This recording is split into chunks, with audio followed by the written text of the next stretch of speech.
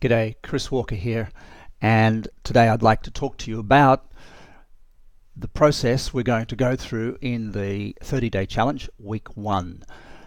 You know from conversations you've had with me that I love nature. I love everything about nature. I love being in it. I love witnessing it. I love taking photographs of it. I love what it does to people, and I love what it does to the world in terms of bringing people into a great space. But there's something more important than all of the things that I just mentioned, and that is the reflection that nature gives us of our own life. I think it's quite spiritual, but don't want to put that sort of connotation on it. But simply, for me, nature is spirituality. It reflects the essence of life, and if we understand nature, we understand life.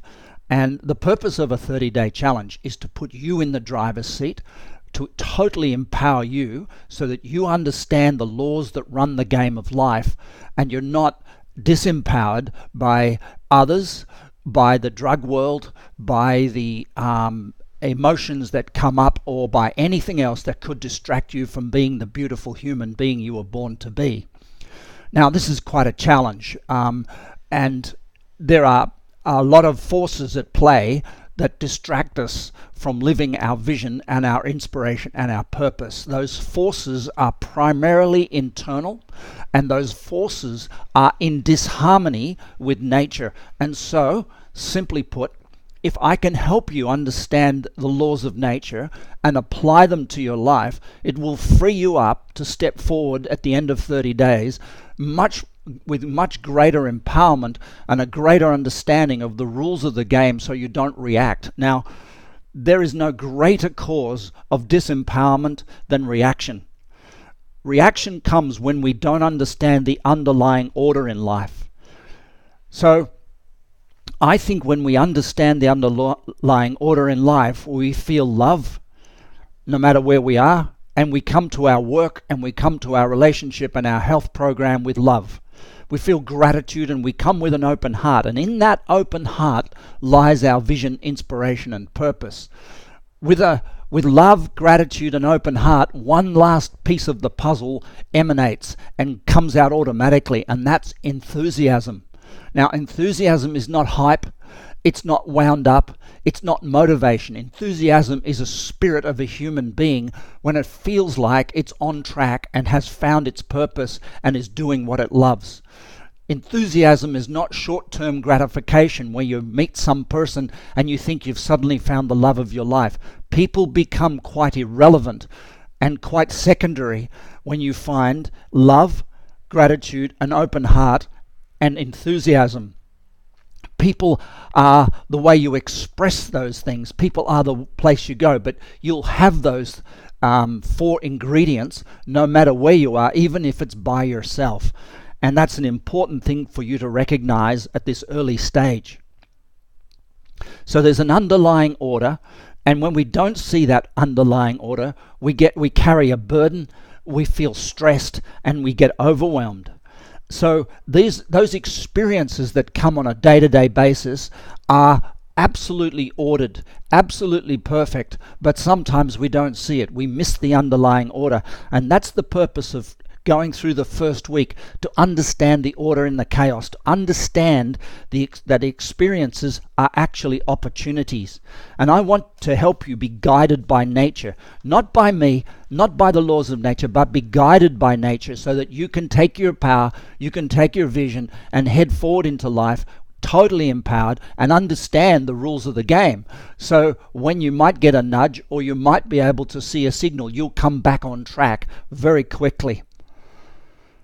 So the 5 laws of nature are harmony, interconnectedness, balance, evolution, and inspiration. And next week, during the first week of your program, there are going to be exercises and scripts that will help you understand all those 5 laws wrapped up into a very simple process of life that you can apply on a daily basis, or to any situation that comes that might be distracting you, emotionalizing you, overwhelming you, stressing you. You can apply the process, move through it, grab the energy, instead of wasting it and reacting, act. Acting on inspiration is far wiser than reacting. The five enemies, therefore, of the vision, inspiration, purpose, the five enemies of you living on purpose are desperation, which is the opposite to inspiration, seeking pleasure, in other words, lopsided thinking, which is basically emotion, which is the opposite to balance, individualizing, which is the opposite to interconnectedness, disharmony, which is ingratitude and unthankfulness for what you've already got, and the last one is the lack of vision, or a sense of disempowerment as to where you want to be in the future. So let's just talk through these one by one. I'd like to talk a little bit about harmony. Harmony is a resonation. Harmony is a vibration. Harmony is a sound. And the sound that we create comes not only from our voice, not only from the environment and the things you've started to do in the warm-up to this 30-day challenge, but it comes from the thoughts and perceptions you have about the reality that you face. Now, there are a series of let's say warning signs that can come to you that will demonstrate quite clearly that you are out of harmony. And those warning signs are things like anger, self-absorption, doing what you think is right but actually not considering your client or your friends or the people around you, reacting on impulse and saying I'm following the energy and actually not caring about where it lands. All of this is about caring for others with a great compassionate and warm-hearted sense of well-being. This is what makes a great individual, inspired individual, lift up their game and become one above the many. But it's easy to look out on a picture like you have on your screen right now and say, I'm thankful for all of that. You can see Mount Everest. I'm thankful for all of that. But what happens when this happens? What happens when the snake rears up and bites you? When some person crosses your path and brings a message to you and you don't want the message, you don't want to hear what nature's telling you. What happens to your gratitude then? And this is the important thing, because if our gratitude is conditional gratitude, it's no gratitude at all. It's no gratitude at all if our gratitude sinks every time something happens we don't agree with. What happens when you look into impoverished places? Do you see thankfulness, or do you see things that you have to fix? Because narcissism is wanting to change the world. Altruism is wanting to change your perception of it. And when we look out and we go, this is wrong and this is right, this is the absolute definition of narcissistic behavior, and it will sabotage your vision. It will sabotage your purpose. So I'm encouraging you deeply to consider the method that by which you view the world and how you bring and where you resonate. Because you can resonate with poverty, or you can actually stand above it and see the gift in it. You can resonate with illness, or you can resonate with your clients, or you can resonate above them. You can't solve a problem at the level of the problem. So whatever you do, you need to resonate higher than the people you serve. And I'm going to show you a process and a way of dealing with those things that come to challenge you. It's easy to see that the whole universe is in harmony. These bursts of flame are causing musical and notes. That they are light zooming through the universe, and they land on us. There are things that happen that we don't expect to happen. There are things that turmoil the world, and we go, I wish it never happened. But 100 years later, people sit around saying, thank goodness for that earthquake. Thank goodness for that tsunami, because there are all the things that happen, the gifts. And we need to rise above things so that we don't get caught up in the melee and the emotion of all the downside and the upside and the rights and the wrongs of the world. We stay clear. We even look at the worst situations on earth and say, is nature really designing this into her system, or is there an error in the world of nature that we have to fix? And the minute we say we have to fix something, we go to it with a crooked and closed heart. If we go to something seeing beauty in it, if we go to something and see that there is divinity in that particular circumstance, in that individual, right at that very moment, we stay inspired, we stay in harmony, and we can work with that person to make change. But when we go there thinking, I'm right and this is wrong, we create a dynamic which is going to sabotage whatever we do. It's easy to see beauty. It's easy to see the magic of nature. But the question's going to be, at which level do you resonate? And I'm going to introduce you to a triangle which will show you that when you say the word got to or I have to do something, you are resonating at the lowest possible level of consciousness on earth. It's the animal conscious. I've got to have that person. I've got to be with that person. I've got to make money. I've got to actually have a good family. I've got to. This consciousness is going to actually bring down your business, because for every got to do something, there's a got to not do something. There's a conscious and a subconscious mind playing a war against each other. This is the Bhagavad Gita. This is the whole argument with Krishna and Arjuna in the Gita. This is the in the Bible they talk about the people who crucified Jesus and the ones who tried to rescue. And these are the left side and right side, the war, the Adolf Hitler and the poor Jewish situation.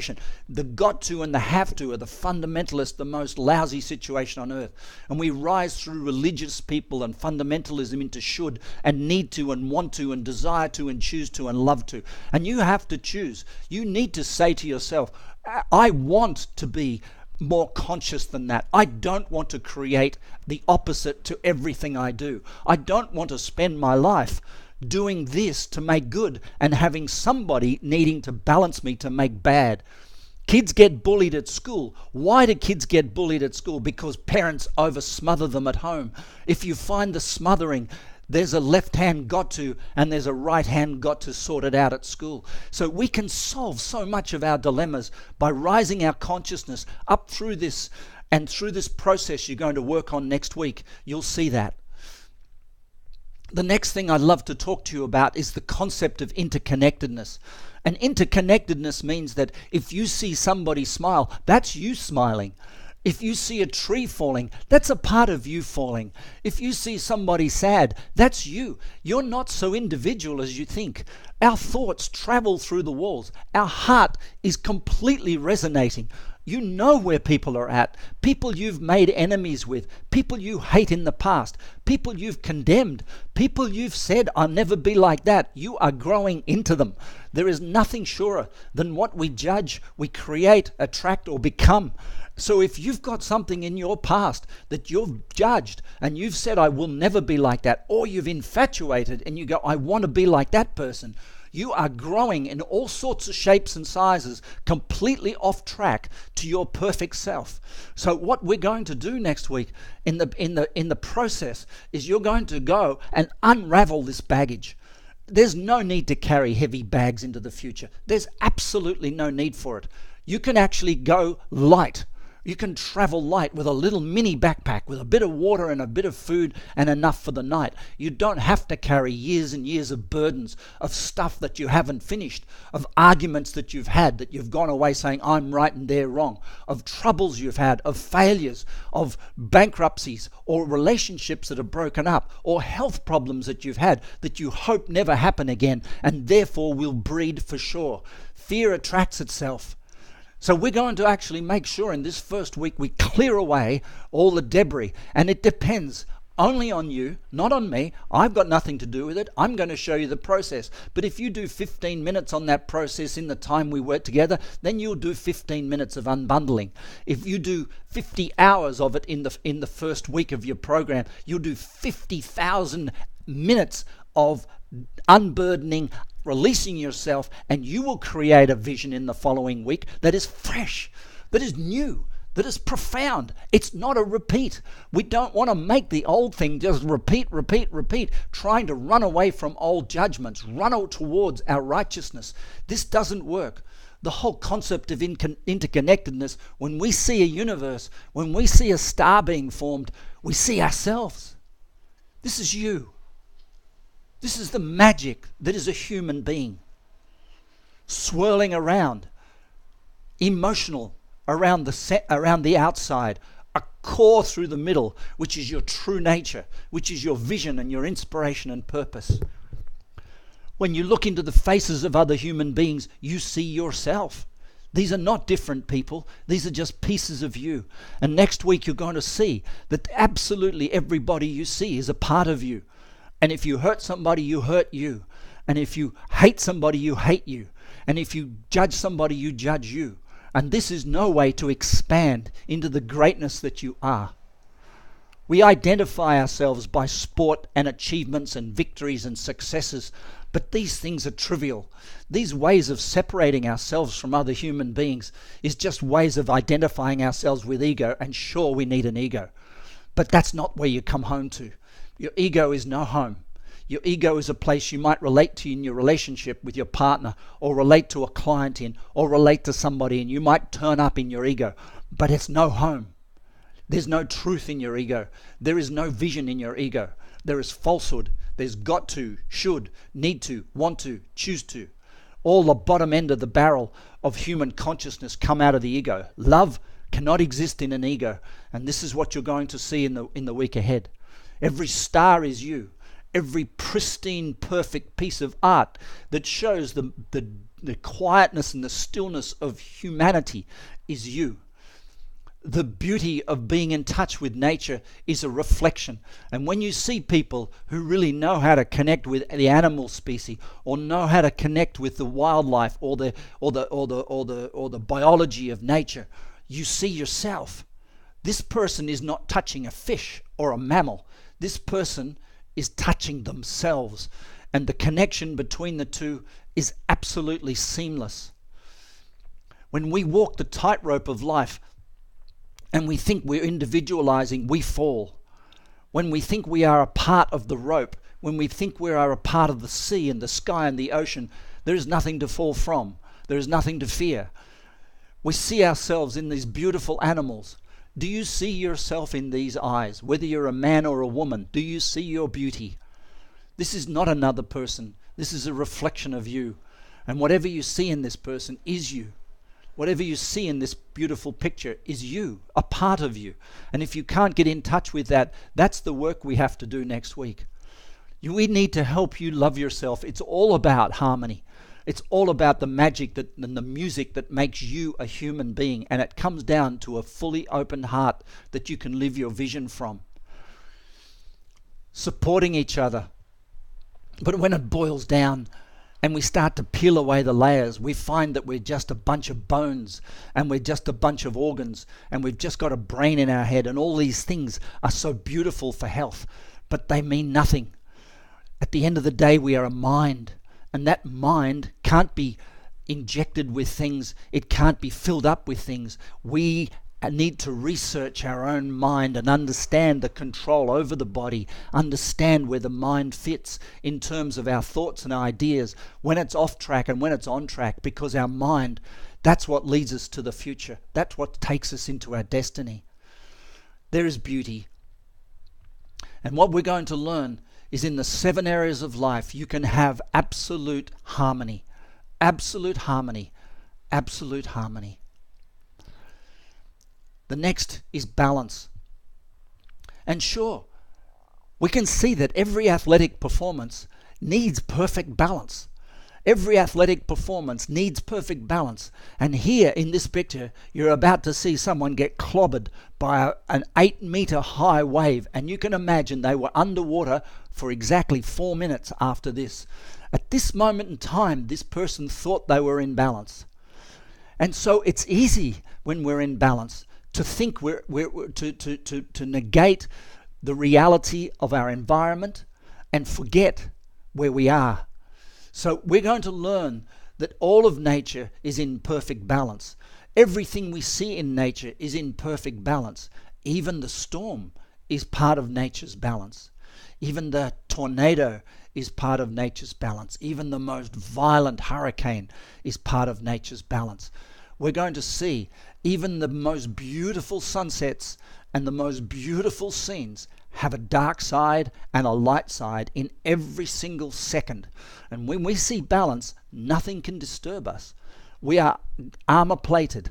We have the penetration of inspiration. But when we see imbalance, when we see something good without a bad or a bad without a good, we are clumsy. We will fall. We will falter. We will make wrong choices, bad decisions, and we will suffer from nature, and we will suffer from nature's messages because we're off track. In the most finite and beautiful examples of where balance is essential. Here is a person teetering at the edge of a cliff. There is no rope. If they slip, they are gone. This is the finite magic of understanding the perfection of balance. If you overgo one way, she'll fall. If she goes the other way, she'll fall. This is the finite. And balance at a love to level of life is a very, very tiny tolerance. It's a tolerance between positive and negative, between up and down, between pleasure and pain. But at the got to level, it's massive swings all the way from one extreme to the next. This is the most amazing diagram where inspiration comes down into your heart and splits into two, a positive side and a negative side. And you'll see all about that in the following week. The next law of nature is the law of evolution. And it's simple to see evolution. Just look at a tree trunk. You see that tree evolving. It drops a layer of bark and builds another layer. It drops another layer of bark and builds another layer. But human beings don't. Human beings try to form a ring and attract things into that ring from outside. They try and build businesses without changing themselves. They try and build better relationships without changing themselves. And after 7 years, they suddenly realize that nothing's changed in their whole belief pattern. Nothing's changed in their whole system. They've just been working hard and trying hard. So what we need to do is understand that we need to go through a reinvention of ourselves every 6 months, a minimum of every 12 months. We need to reinvent ourselves constantly. In fact, with the process you're going to learn this week, if you apply yourself thoroughly, what you'll discover is a way to reinvent yourself daily. But the part of you that has to be soft and malleable is your identity. Your identity is the tree ring. Your identity is built out of your beliefs, your ideas, your ideals. It's even built a little bit out of your vision. So even your vision needs to be continually adapting and changing to circumstances. You can see the power of evolution. What soft little water and a bit of wind has done to rock mountains. As long as we're prepared to adapt and evolve and shift, we can do incredible things and leave behind an amazing impact on the world. But if we stay fixed and expect the world around us to shift and feed us, then we're going to actually spend the whole life working hard and leave a zero imprint, no footprint at all. Every piece of nature is seeking balance, seeking harmony, is seeking interconnectedness. You're going to witness that there is got to at the bottom of a tree and love to at the top, the highest leaf of the tree, which in a human language is called life purpose. And the bottom is called making daily habits of making each area of life safe for yourself. We're going to see a pattern that we can repeat over and over again to make sure that we don't get ahead of ourselves or get infatuated or over egocentric about our vision, that we hold true to the moment of this moment in time, a moment of presence. We're going to plant a new seed every day, a new seed of growth, not just rely on the old tree we planted. We're going to plant a new seed every day into the future. You can see people evolving. Look at this beautiful picture of a person who lost their legs, running. Imagine this 20 years ago. Impossible. You can see every fly in a mating dance. Even flies are evolving.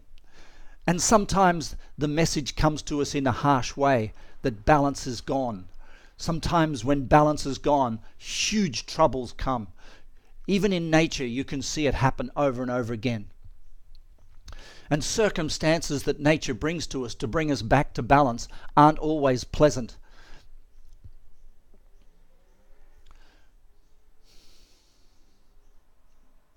That's what I think nature does when we're out of balance.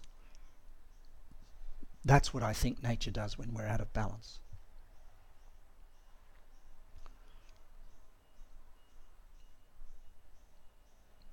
That's my favorite.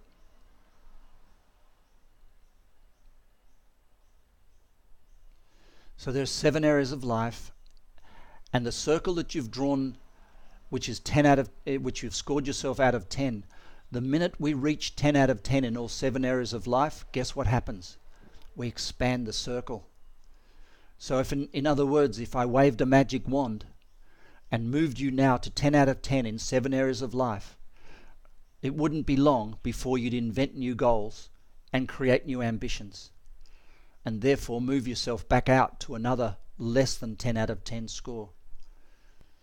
What we're going to do is create, in the process of the 30-day challenge, we're going to create 7 areas of life, 7 areas of habits, of balance. We're going to create 7 visions, which is higher up, and we're going to create 1 purpose. So you stay conscious. And as you can see on the right-hand side, it becomes like a spiral of continually evolving, continually growing. And the word you'll hear over and over again is more. More clients, more love, more health, more stamina, more social contribution, more purpose in your life, more money in the bank, more knowledge. And this is how we expand, not by contracting, by expanding. And we need to expand, we need to organize, because if we don't organize, we get confused, and confused knowledge leads to disaster. The last thing I'd like to talk to you about right now is vision, inspiration, and purpose, which is sort of the last law of nature. Everything in nature is seeking something. It's not sitting still. It's not growing for nothing. It's part of a big story, part of a big magical story. And that big magical story is built into nature already. And that same story is built into you. The way we typically go about creating vision for ourselves is we say, what do I want? What do I want? That's how we create vision. But this is not a vision. This is an emotion. What do I want? The question is better put, what can I do for others? What can I do for the world with the resources that I have? How can I make other people's life better? How can I use what I've got? How can I expand and make a greater impact on this planet?